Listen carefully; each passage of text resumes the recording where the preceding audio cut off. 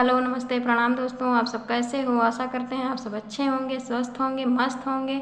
तो हम आप लोग को एक विवाह गीत सुनाने जा रहे हैं। अगर पसंद आए तो लाइक सब्सक्राइब जरूर करना।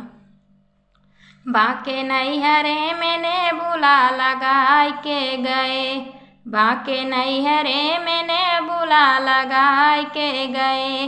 जब रे ने बुलवा सुखन लागे, जब रे ने बुलवा सुखन लागे।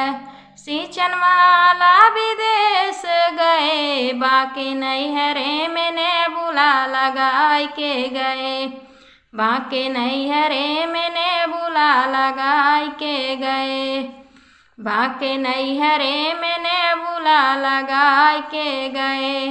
जब रे ने बुलवा गोड़न भइल, जब रे ने बुलवा गोड़न भइल।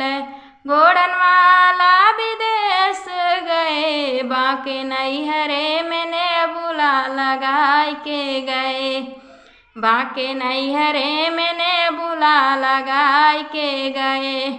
जब रे ने बुलवा फूलन लागे, जब रे ने बुलवा फुलायन लागे। देखन वाला विदेश गए, बाके नैहरे मैंने बुला लगाई के गए, बाके नैहरे मैंने बुला लगाई के गए।